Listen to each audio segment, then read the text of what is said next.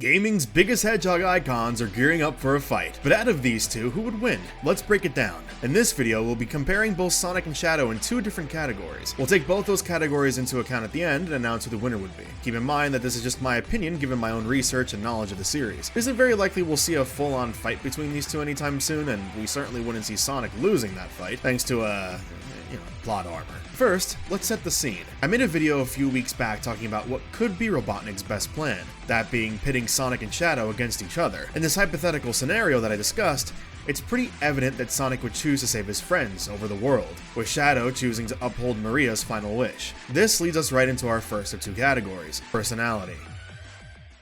Sonic is always ready to jump into action whenever the world is in danger.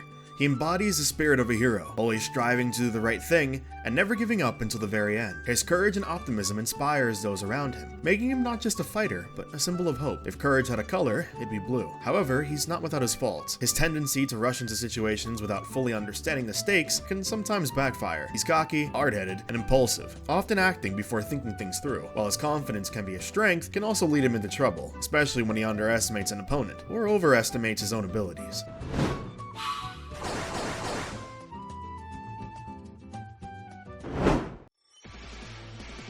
Shadow is the ultimate life form, and he carries himself like that. He's calm, collected, and strategic, always analyzing the situation before making a move. Unlike Sonic, Shadow doesn't rush in blindly, usually. He's deliberate, calculating, and methodical in his actions. His serious and stoic demeanor make him a focused fighter, and he rarely lets emotions cloud his judgment. However, this detached approach comes with its own set of challenges. Shadow's stoicism can make him cold and unapproachable, even to his allies. He often isolates himself, preferring to rely solely on his own strength. His past has left him with lingering anger and pain, which sometimes manifests in moments of recklessness or over-aggression. His strong sense of purpose is both a strength and a weakness. When he has a clear goal, he's unstoppable, but if that purpose is questioned or he's thrown off balance, his confidence can waver, and his focus may falter. His pride and ego often drive his actions, especially when it comes to Sonic. Anytime Sonic challenges him, Shadow can't seem to say no. It's as though he has something to prove. This need to validate his superiority can cloud his judgment and lead him into unnecessary conflicts. In short, Shadow's personality is a double-edged sword. His composure and strategic thinking make him a dangerous opponent, but his emotional baggage and tendency to act solo can leave him vulnerable in unexpected ways.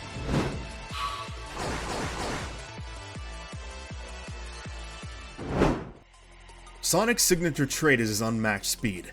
He can break the sound barrier, making him incredibly difficult to hit and allowing him to cover vast distances in the blink of an eye. His speed also lets him generate wind-based attacks, like a tornado or the sonic boom. However, his bread-and-butter attack is, of course, the spin dash. It allows him to build up speed quickly and strike with incredible force. He also has his homing attack, which is pretty self-explanatory. He has incredible agility and reflexes, so that combined with his speed means it's not about hitting him as hard as you can, you have to somehow keep up with him first. He has really good stamina and endurance as well. We see this in Frontiers, where even though he's under the effect of cyber corruption, he not only fights multiple titans, but in his super form no less, taking even more energy. He does this multiple times throughout the same game, and assumedly one day. He even did something similar in his younger years. Let's not forget that Mania, Forces, and Mania Plus take place one after the other in succession for the younger Sonic. Every game is like an endurance run. With the world in constant peril, it's safe to say he isn't taking many breaks. He was able to take down Perfect Chaos without the need of a super form in generations, meaning Sonic is always getting significantly stronger. When powered by the Chaos Emeralds,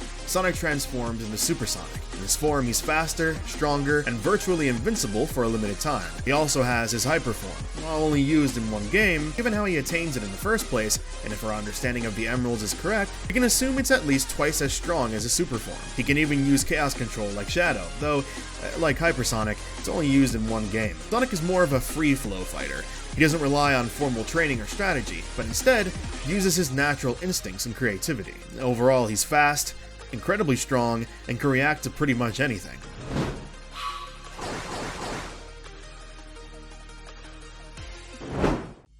Shadow's raw speed rivals Sonic's, allowing him to match or even counter Sonic's swift movements. This parity in speed ensures their battles are often neck and neck. Unlike Sonic, Shadow was, quite literally built different.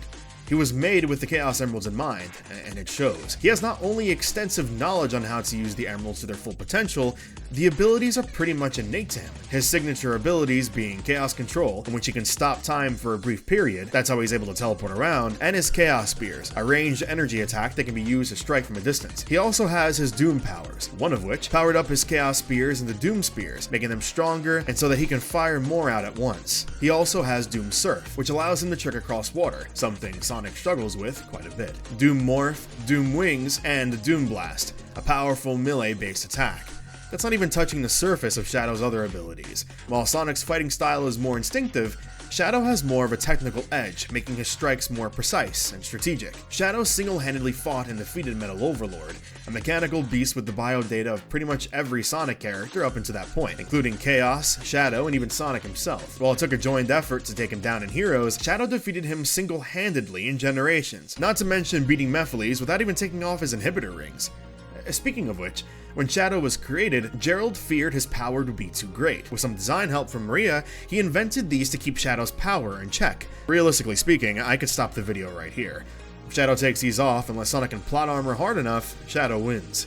Let's keep going, however, and look back to the Doom Wings, more specifically, how they were in the final boss against Neo Devil Doom. At this point, Shadow is only in possession of one Chaos Emerald, yet he has a strange yellow aura emanating from his body. This isn't just a regular Doom Wing transformation. I believe this might be some sort of pseudo-super transformation. If this is true, then Shadow could realistically rival Super Sonic without the need of even going super in the first place. But even then, he can if he needs to. He's just as resilient as a Blue Blur himself, arguably even more so due to his artificial design. Let's not forget he's an alien DNA-infused android.